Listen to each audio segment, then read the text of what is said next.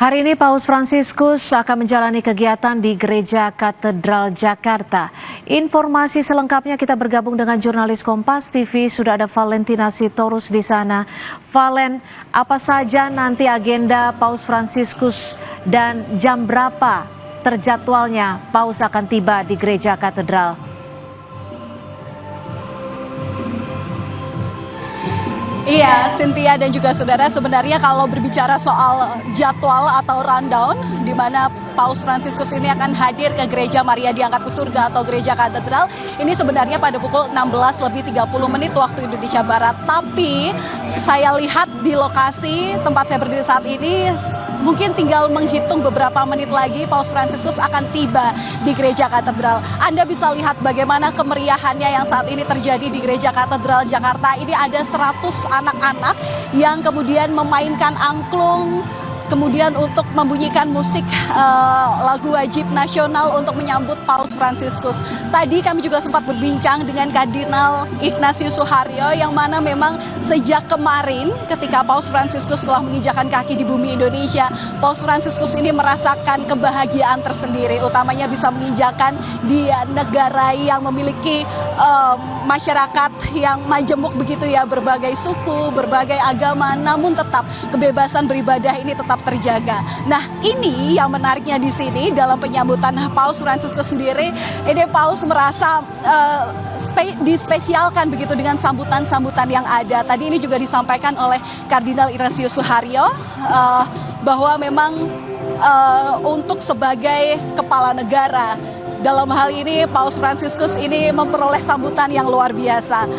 Kardinal Suharyo ini bahkan mengatakan bahwa belum pernah ada sambutan yang tadi terlihat sebegitu mewahnya, baik itu di Istana Negara ataupun di tempat saya berdiri saat ini di Gereja Katedral, yang tentunya dikoordinasikan oleh panitia kunjungan Paus Fransiskus ke Indonesia.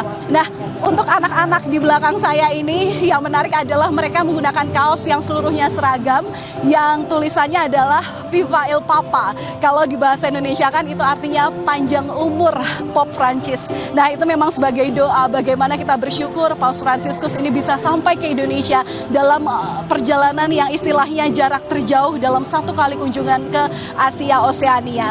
Nah, berbicara tentang agenda yang nanti akan disampaikan oleh Paus Fransiskus sendiri di Gereja Katedral, ini memang sebagai sebagai agenda yang mana memang Paus Fransiskus ini bertemu dengan tokoh-tokoh agama Katolik sendiri, baik itu terdiri dari uskup, kemudian imam, biarawati, dan juga katekis dari dari perwakilan seluruh yang ada di Indonesia.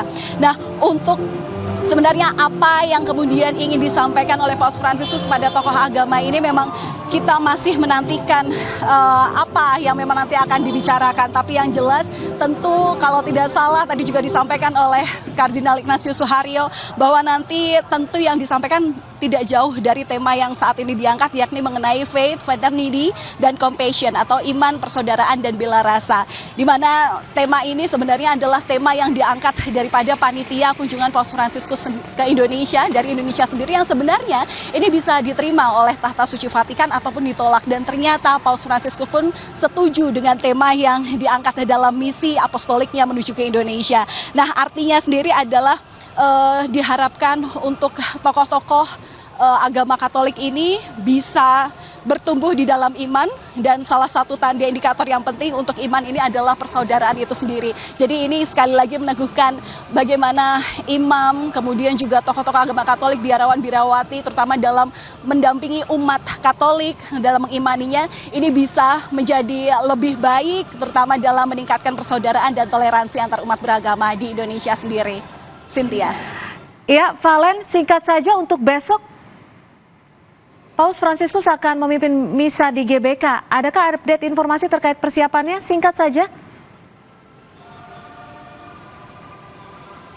Iya, tentu persiapan sterilisasi ini sudah dilakukan. Tadi juga dari Kapolri ataupun juga Panglima TNI ini sudah hadir di sana untuk kemudian memeriksa keamanan yang dilakukan oleh petugas keamanan di sana. Sedikitnya ada 2.000 petugas keamanan yang disiagakan. Kemudian juga tadi berkeliling stadion utama ataupun juga Stadion Madia yang menjadi lokasi misa, yang nanti diprediksi akan ada 86.000 umat yang akan hadir mengikuti misa.